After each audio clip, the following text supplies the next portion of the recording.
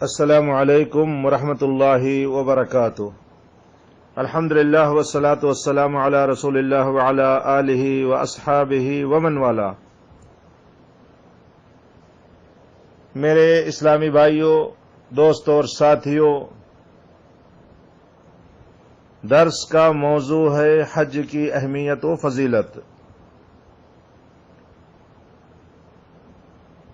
حج کے معنی قصد کے ہیں اور شرعی معنی بیت اللہ کا اعمال مخصوصہ کے ساتھ قصد کرنے کا نام حج ہے۔ حج صاحب استطاعت پر فرض ہے اور اس میں مالی، جسمانی، ملکی ہر قسم کی استطاعت داخل ہے۔ حج اسلام کے ارکان اسلام میں سے ایک اہم ترین رکن ہے اور پوری زندگی میں صرف ایک بار فرض ہے۔ حج کی فرضیت کا انکار کرنے والا کافر ہے۔ حج کا فریضہ ہر مسلمان پر اسی وقت عائد ہوتا ہے جب اس کو جسمانی اور مالی اور ملکی طور پر طاقت اور قوت حاصل ہو۔ اللہ رب العالمین نے قرآن کریم میں ارشاد فرمایا، اعوذ باللہ من الشیطان الرجیم، بسم اللہ الرحمن الرحیم، من استطاع الیہ سبیلا، کہ جو بیت اللہ تک پہنچنے کی استطاعت رکھتا ہو۔ حج اسلام کا بنیادی رکن ہے اور ہر اس شخص پر زندگی میں ایک مرتبہ فرض ہے جو صاحب استطاعت ہو۔ حج کے متعدد فضائل ہیں۔ بخاری اور مسلم کی روایت ہے کہ حج مبرور کا بدلہ سوائے جنت کے کچھ بھی نہیں ہے۔ اللہ کے رسول صلی اللہ علیہ وسلم نے بیان فرمایا، الحج المبرور لیس لہ جزاء الا الجنہ۔ حج مبرور کا بدلہ صرف اور صرف جنت ہے۔ حج مبرور سے مراد وہ حج ہے جس میں اللہ رب العالمین کی نافرمانی نہ کی گئی ہو، اور اس کی نشانی یہ ہے کہ حج کے بعد حاجی نیک اعمال زیادہ کرنے لگ جائے اور دوبارہ گناہوں کی طرف نہ پلٹے۔ حج گناہوں کو مٹا دیتا ہے، ختم کر دیتا ہے، جیسا کہ حضرت عمرو بن عاص رضی اللہ تعالیٰ عنہ کا واقعہ ہے۔ وہ بیان کرتے ہیں کہ جب اللہ رب العالمین نے میرے دل میں اسلام کی محبت ڈال دی تو میں نبی کریم صلی اللہ علیہ وسلم کی خدمت میں حاضر ہوا اور میں نے کہا کہ اللہ کے رسول صلی اللہ علیہ وسلم اپنا ہاتھ آگے بڑھائے تاکہ میں آپ کی بیعت کروں۔ تو نبی کریم صلی اللہ علیہ وسلم نے اپنا دست مبارک آگے بڑھایا، لیکن میں نے اپنا ہاتھ آگے کھینچ لیا۔ آپ صلی اللہ علیہ وسلم نے فرمایا کہ عمرو تمہیں کیا ہو گیا ہے؟ میں نے کہا میں ایک شرط لگانا چاہتا ہوں۔ پھر آپ صلی اللہ علیہ وسلم نے پوچھا کہ وہ کون سی شرط ہے؟ میں نے کہا میری شرط یہ ہے کہ اللہ میرے گناہ معاف فرما دے۔ تو آپ صلی اللہ علیہ وسلم نے فرمایا، اما علمت ان الاسلام یہدم ما کان قبلہ، کیا تمہیں نہیں معلوم ہے کہ اسلام سابقہ گناہوں کو ختم کر دیتا ہے، مٹا دیتا ہے، اور ہجرت سابقہ گناہوں کو ختم کر دیتا ہے، اور حج سابقہ گناہوں کو مٹا دیتا ہے، ختم کر دیتا ہے۔ اسی طریقے سے حج سب سے افضل جہاد قرار دیا گیا ہے۔ حضرت عائشہ رضی اللہ تعالیٰ عنہ سے روایت ہے کہ انہوں نے سوال کیا کہ اللہ کے رسول صلی اللہ علیہ وسلم، میں یہ سمجھتی ہوں کہ جہاد کرنا سب سے افضل عمل ہے، تو کیا ہم جہاد نہ کریں؟ تو آپ صلی اللہ علیہ وسلم نے فرمایا، لا، لیکن افضل جہاد حج مبرور ہے۔ اسی طریقے سے حج کرنے والا پروردگار کا مہمان ہوتا ہے۔ اللہ رب العالمین سے جو بھی مانگتا ہے، سوال کرتا ہے، اللہ رب العالمین اس کو عطا کرتے ہیں، اس کی دعا کو اللہ رب العالمین قبول کرتے ہیں۔ صحیح الترغیب و ترہیب کی روایت ہے، حدیث نمبر 1108، اللہ کے رسول صلی اللہ علیہ وسلم نے بیان فرمایا، الحاج والمعتمر وفد اللہ، حج کرنے والا، عمرہ کرنے والا اللہ کا مہمان ہے۔ اللہ رب العالمین نے بلایا، اس نے اللہ کے بلانے پر، اللہ کی دعوت پر لبیک کہا۔ اللہ رب العالمین سے جو مانگتا ہے اللہ رب العالمین اس کو عطا فرماتے ہیں، اس کی دعاؤں کو قبول کرتے ہیں۔ सफर हज के दौरान अगर मौत आ जाए तो अल्लाह रब्बुल आलमीन क़यामत तक हज और उम्रे का सवाब अता फरमाते हैं। सवाब क़यामत तक हज और उम्रे का सवाब अल्लाह रब्बुल आलमीन लिख देते हैं। सही तरगीब और तरहीब की रवायत है, हदीस नंबर 1114 है।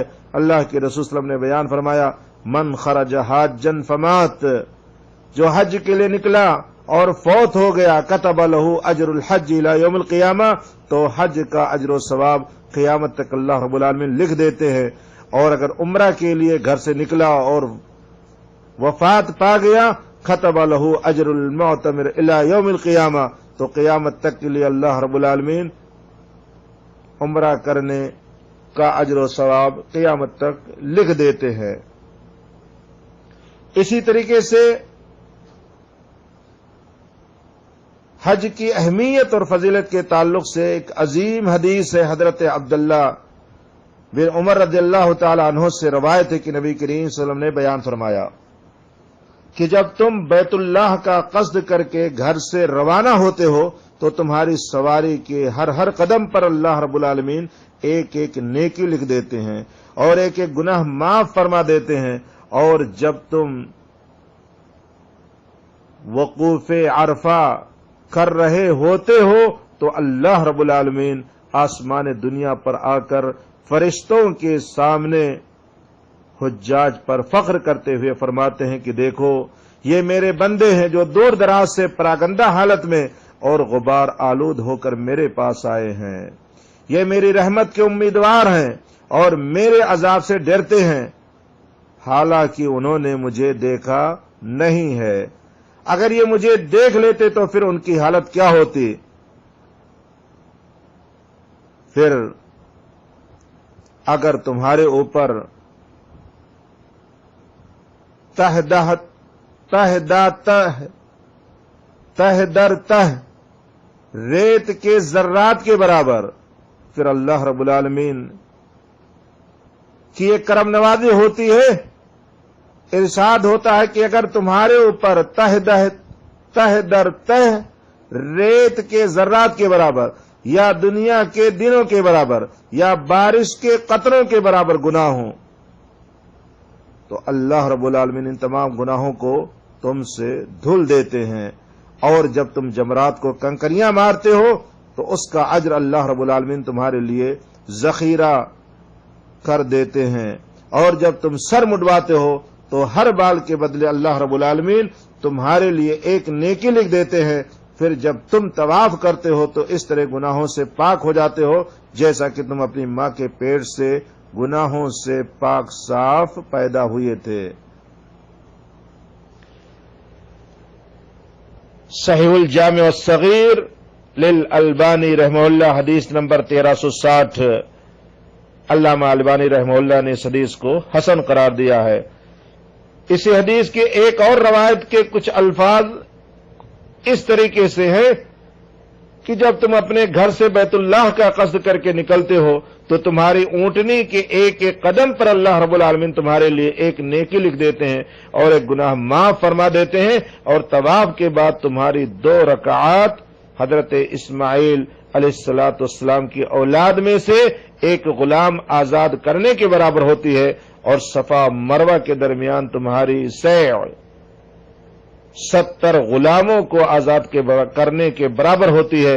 और यौम अरफा की शाम को अल्लाह रब्बुल आलमीन आसमान दुनिया पर आकर तुम पर फख्र करते हुए कहते हैं कि देखो ये मेरे बंदे हैं जो दूर दराज से परागंदा हालत में और गुबार आलूद होकर मेरे पास आए हैं। ये मेरी रहमत के उम्मीदवार हैं। अगर तुम्हारे गुनाह रेत के जर्रात के बराबर या बारिश के कतरों के बराबर या समंदर की झाग के बराबर हो तो मैंने इन तमाम गुनाहों को माफ कर दिया है। मजीद रब्बे जुल्जाल की करम नवाजी और मेहरबानी होती है कि अल्लाह रब्बुल आलमीन कहते हैं अफीज़ू इबादी मग़फ़ूरन लकुम वलिमन शफ़अतुम लहू। सुन लो मेरे बंदो, अब जब तुम मुज़दलिफ़ा की तरफ लौट जाओ तो मैंने तुम्हारी اور جن کے لیے تم نے دعا کی ہے سب کی مغفرت کر دی ہے، اور جب تم جمرات کو کنکریاں مارتے ہو تو ہر کنکری کے بدلے میں ایک کبیرہ گناہ مٹا دیتا ہوں، اور جب تم قربانی کرتے ہو تو اس کا اجر تمہارے رب کے یہاں تمہارے لیے ذخیرہ کر دیا جاتا ہے، اور جب تم سر مڈواتے ہو تو ہر بال کے بدلے اللہ تمہارے لیے ایک نیکی لکھ دیتے ہیں اور ایک گناہ معاف کر دیتے ہیں، اور جب تم طواف کرتے ہو تو اس طرح گناہوں سے پاک ہو جاتے ہو جیسا کہ تم اپنی ماں کے پیٹ سے گناہوں سے پاک صاف پیدا ہوئے تھے۔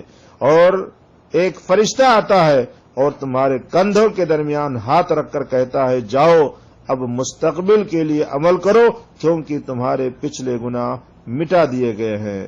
دیکھیے صحیح الترغیب والترہیب للالبانی حدیث نمبر 1112۔ میرے بھائیو، اسی طرح سے حج کے اور بہت سارے فضائل ہیں۔ اللہ رب العالمین سے دعا ہے کہ پروردگار ہم سب کو حج کی سعادت بار بار نصیب فرمائے۔ پروردگار ہم سب کے گناہوں کو معاف فرمائے اور ہمیں عزت و شرف کی زندگی گزارنے کی توفیق نصیب فرمائے۔ وآخر دعوانا ان الحمد للہ رب العالمین۔ سبحانک اللہم وبحمدک، اشہد ان لا الہ الا انت، استغفرک واتوب الیک۔